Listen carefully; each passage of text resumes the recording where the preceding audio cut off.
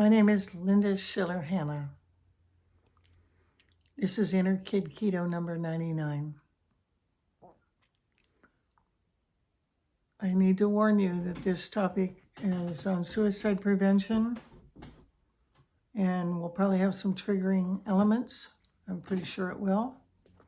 So if there are young people present or people who you don't want to expose to this kind of information, please either have them go to another place or come back to this video when you can do it with everyone's safety in mind.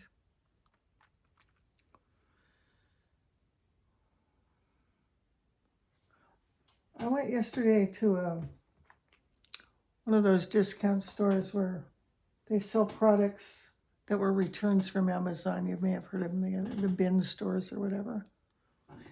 And they had this t-shirt. It says, "I wear teal and purple in memory of my daughter, suicide prevention awareness." I have no children. I have no daughters. At least not by birth. I have some daughters of my heart, but not in the traditional sense. But I was a suicide prevention volunteer for a couple of years. I also have a family member that has taken his life. And I've been around that energy more than I ever wanted to be. My spirit guides encourage me to share certain information, and this is one I'm supposed to do. No matter what, know this number, 988. For suicide prevention, it's a national hotline, just like 911 calls the police. 988 will get you. This is nationwide, anyone in touch with a suicide prevention counselor. Very important to make that call if you're thinking these things.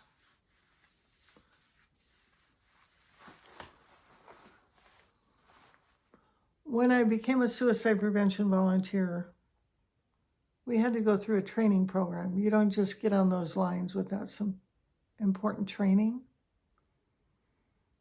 Probably the number one thing you can do is listen. Most people who are suicidal need to be heard.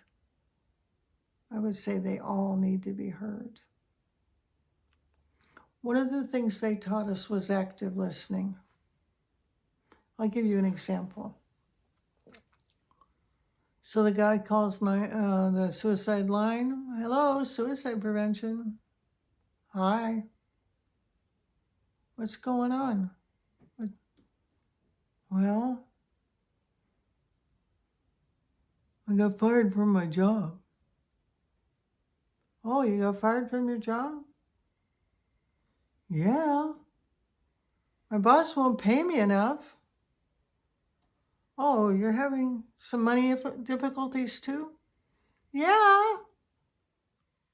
You won't pay me enough to keep my car running. I'm having car troubles. I couldn't get to work without my car." "So you're having financial difficulty and car troubles?" "Yeah. He's going to fire me because I can't afford to get to work and he won't give me enough money to make it work out."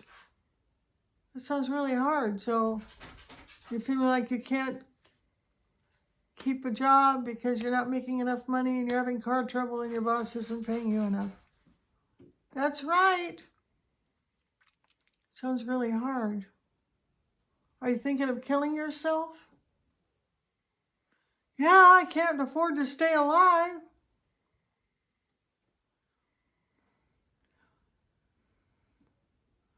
"Do you have a plan?" "Oh, I'm not sure. I'm thinking of a couple things." "What kind of things?" "Well, folks, it's important to find out what they're thinking. Are they thinking, 'Well, I've got a bottle of baby aspirin. And I'm thinking of taking 3 pills. Okay. Thank you. I've got a loaded gun to my head, and you hear it click. You ask what the plan is to see how lethal they are. We usually say something like, take the gun and put it on the back porch, okay? And come back and talk to me. But make sure you make enough of a connection. You don't let it hear them go out there and go bang. If possible, get some help. If they're that lethal, see if you can find out where they are. Have the police come. Intervene. There's a lot to know about this. This is not something to play around with. Watch out for signs that people are suicidal, whether they're not telling you outright. Maybe they're suddenly giving away all their favorite things, their favorite guitar, their favorite fur coat, all their stuff, because they think I'm not going to be using it anyway. And I'll leave that almost as a haunting trail. My God, he gave me the car. Oh. Somebody who's been depressed, starts giving you stuff. Are you thinking of killing yourself? It's okay to ask the question. Better to ask the question. See how they respond to that. If you were going to kill yourself, how would you do it? Who would you want to come to the funeral? The list of people they want to come to the funeral are the people they want to feel bad about it. People that are mad and hurt.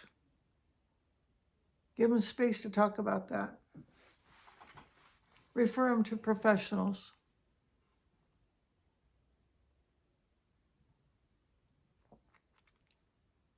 Don't be glib. Don't hang up on them. Don't ignore it. It's an important message.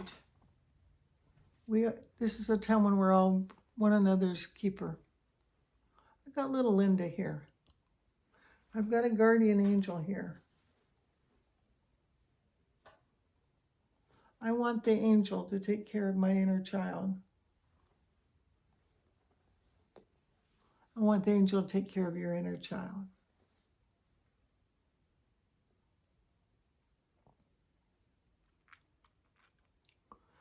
In the case of my nephew, he was a teenager.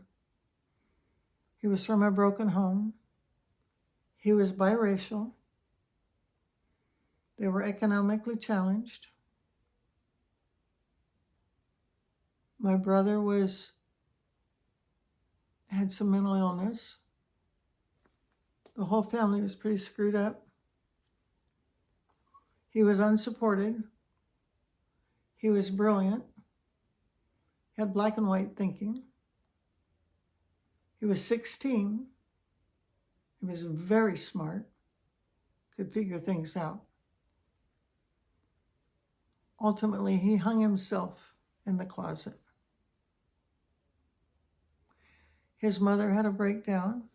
A year later, she hung herself in the same closet.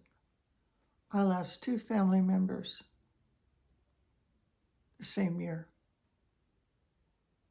Tragic. There is no easy way to deal with that.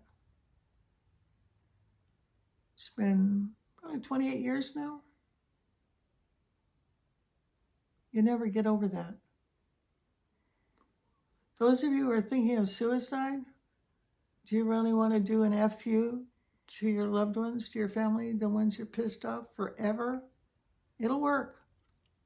They'll feel bad forever. If that's what you want, it'll work. What we know metaphysically is if a person kills himself in one lifetime, they have to start all over. You come back for another life. Do you really want to start over in diapers and that whole schmear again?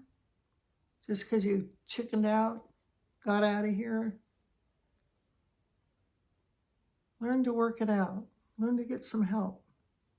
Give people a chance to help you.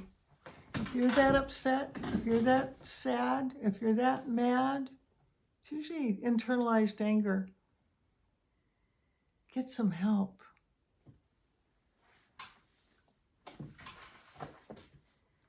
There is some free help available. This book is amazing, the Loving Parent Guidebook. This is a workbook I've been going through with a little group on Zoom. We've been meeting every Wednesday night for several years, page by page. This is published by Adult Children of Alcoholics. You might want to get yourself if you're dealing with some deep pain from your childhood, you might want to get yourself in a group that does the Loving Parent Guidebook. First, you would probably go to ACOA meeting, Adult Children of Alcoholics meetings. And then once you're in there, see if you can find out about a group that's doing the Loving Parent Guidebook. It'll teach you how to love yourself, even if in your family you weren't taught that.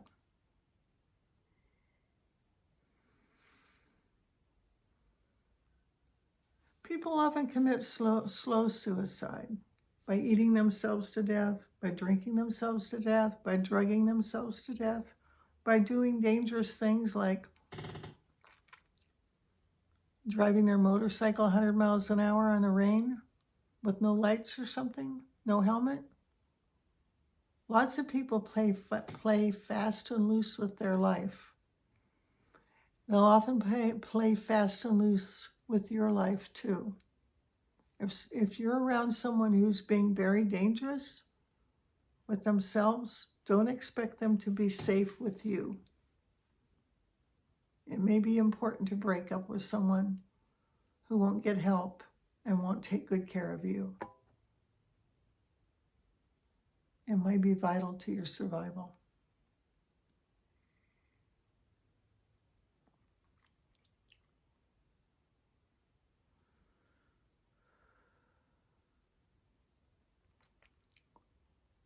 I'm going to tell a little story. I always have stories.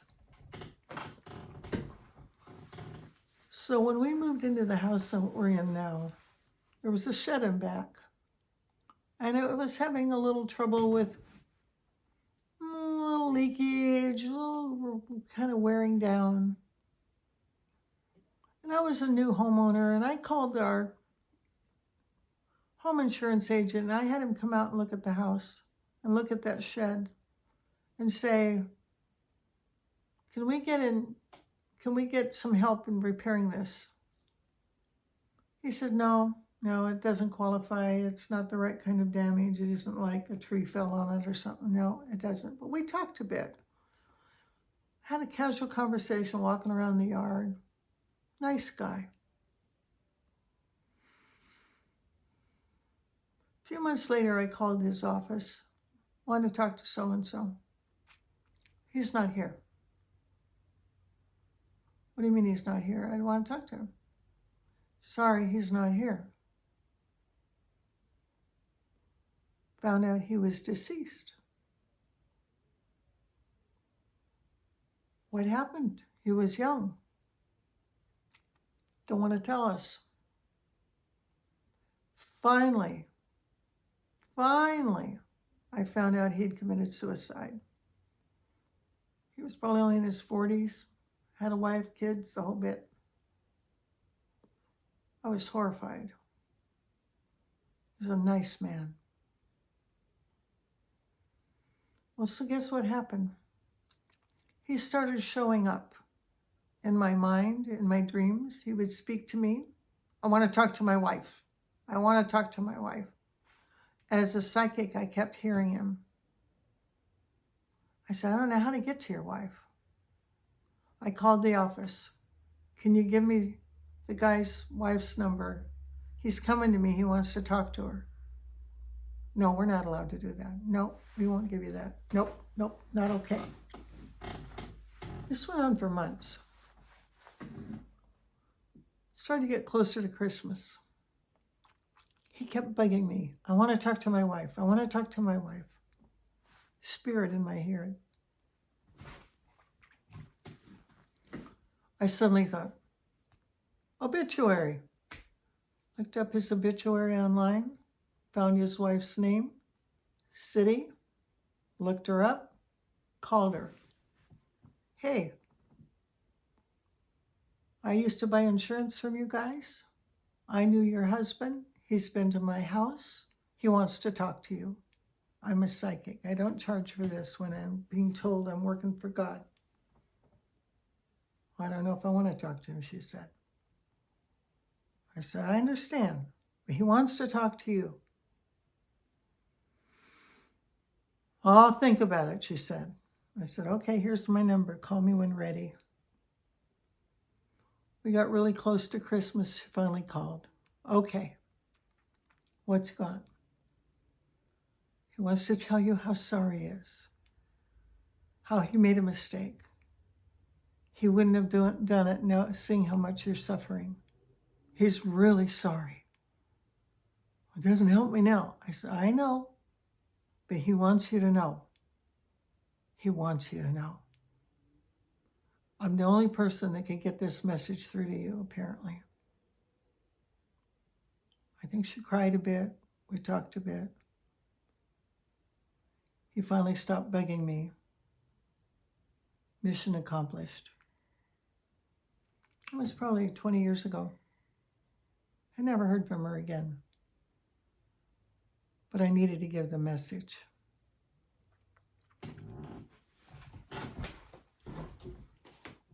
I just leaned over to show you this picture. This is, I'm going to put it real close. This picture was taken by a psychic friend of mine. She was in Italy. I believe she was in the Church of the Poor Clares. I'm not sure the name of the church, but I believe that's what it was, cathedral, I believe in Italy.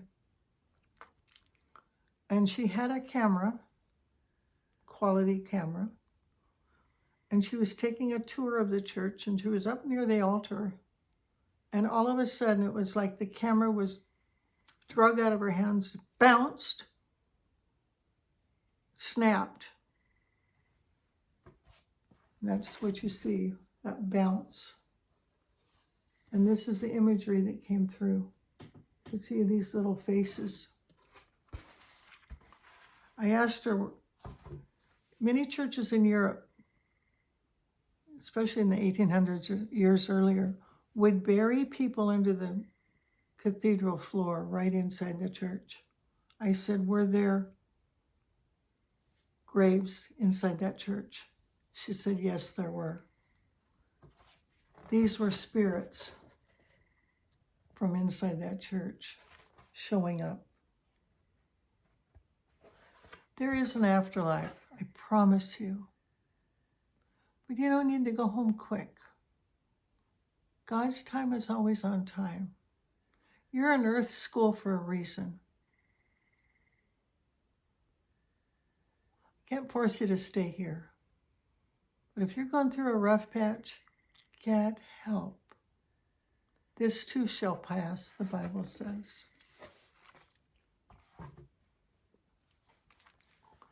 My friend Aya, who took this picture, is now in spirit.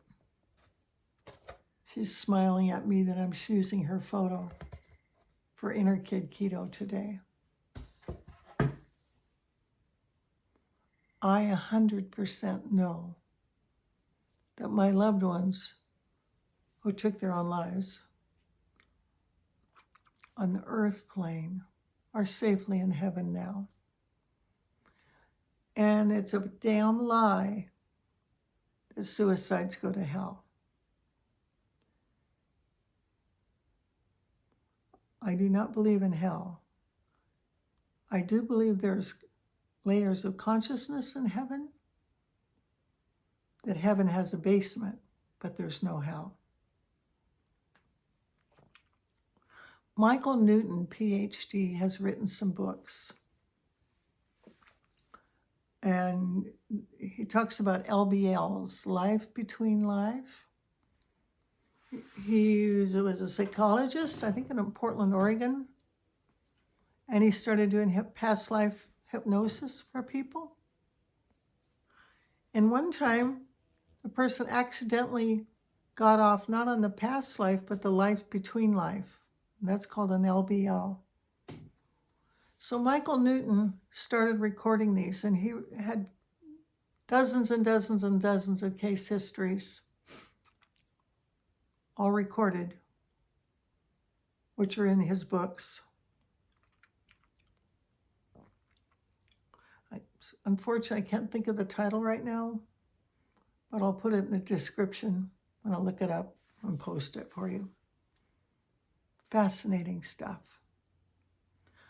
And they say in the other dimension, you're like in Earth school, or you're watching school, you're watching people down here. The more evolved you are, the closer to the front you sit. Different colored robes. It's fascinating. You might want to look into Michael Newton's books.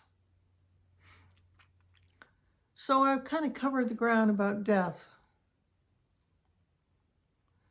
If you're thinking of killing yourself, reach out for help. It's too big of a solution for a little tiny problem. There are more ways to solve life's problems than off yourself. I hope none of you kills yourself on my watch. Hey, I'm sorry for the heavy subject, but it's helpful to have some knowledge. Someone's giving you signals. Are you thinking of killing yourself? What are you trying to tell me? Who would you want to come to the funeral? You can call the police. You can call any person who's suicidal can walk into any emergency room in America with $0, zero insurance. You can hand them a note saying, I'm thinking of killing myself. And they will see you for free. They will bring you in and help you. Do not let lack of money, lack of insurance, lack of a therapist have you go out the window, out the door, into the night, into oblivion. Help is available. You can walk in the door of any hospital, any ER, and they will take you on the spot. Or you can call 988. Or you can call your local suicide prevention volunteers. God bless you. Take care of yourself. You matter. Tomorrow's a better day. That's it for now. Good night, folks.